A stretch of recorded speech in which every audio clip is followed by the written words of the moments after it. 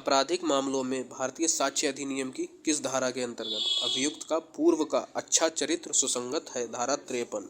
नमस्कार दोस्तों, आपके लिए लिमिटेशन एक्ट अगला भाग मैं अपनी वीडियो में लेकर आया हूं। आप लोग तैयार कीजिए और अच्छे से पेपर की तैयारी कीजिए। भारतीय साक्ष्य अधिनियम की धारा 60 के अनुसार मौखिक साक्ष्य प्रत्यक्ष होना चाहिए, सिवाय ये सभी विशेषज्ञों के पुस्तकों में दिए गए कथन, अनुश्रुत साक्ष्य स्वीकृतियां।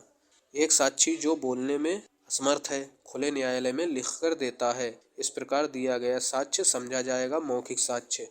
लोक अभिलेखों को साबित किया जा सकता है प्रमाणित प्रतिलिपियों द्वारा। द्वितीयक साक्ष्य में सम्मिलित है, क्या क्या सम्मिलित है? ये सभी चीजें सम्मिलित है। मूल दस्तावेज की प्रमाणित प्रतिलिपियां, मूल से यांत्रिक प्रक्रिया द्वारा बनाई गई प्रतिलिपियां, मूल से मिलान की या तुलना की गई प्रतिलिपियां। भारतीय साक्ष्य अधिनियम की किस धारा के अंतर्गत इलेक्ट्रॉनिक रिकॉर्ड की ग्राह्यता से संबंधित उपबंध दिए गए हैं? धारा 65A एवं धारा 65B। निम्नलिखित में से कौन लोक दस्तावेज अभिलेख नहीं है? वसीयत। भारतीय साक्ष्य अधिनियम की किस धारा के अंतर्गत न्यायालय स्वयं किसी व्यक्ति के हस्तलेख की तुलना कर सकता है? धारा 73। का पर आरोप है कि उसने रेल यात्रा बिना टिकट की है। यह साबित करने का भार कि उसके पास टिकट था किस पर होगा? का पर होगा।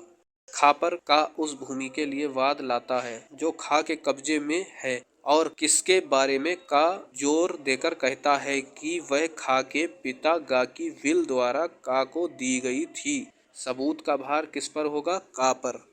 भारतीय साक्ष्य अधिनियम की किस धारा के अंतर्गत इलेक्ट्रॉनिक करार से संबंधित प्रावधान दिए गए हैं? धारा 85A 85A में कितने वर्ष पुराने इलेक्ट्रॉनिक रिकॉर्ड पर डिजिटल हस्ताक्षर की वैधता के बारे में न्यायालय उपधारणा कर सकता है? 5 वर्ष।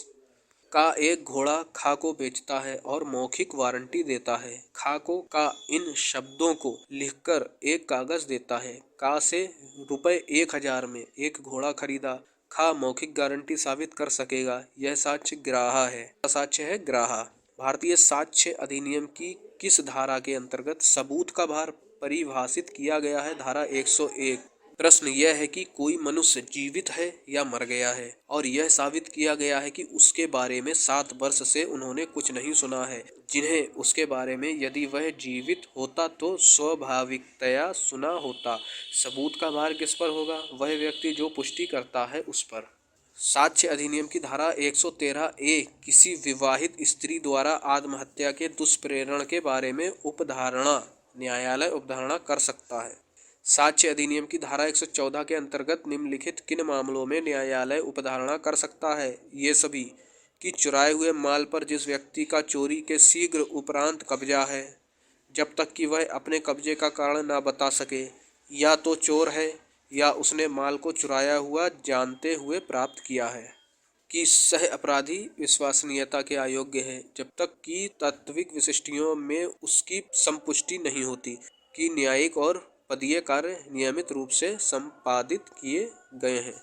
भारतीय साक्ष्य अधिनियम की धारा 114A के अंतर्गत बलात्कार के मामलों में सम्मति न होने के बारे में क्या उपधारणा है? न्यायालय उपधारणा करेगा।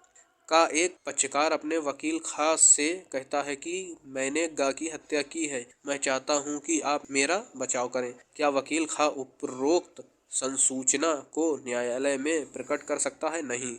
भारतीय साक्ष्य अधिनियम की किस धारा में विबंधन को परिभाषित किया गया है? धारा 115 में। भारतीय साक्ष्य अधिनियम की धारा 118 के अंतर्गत निम्नलिखित में से कौन सक्षम साक्षी है? एक पागल जो पूछे गए प्रश्नों को समझने में समर्थ है।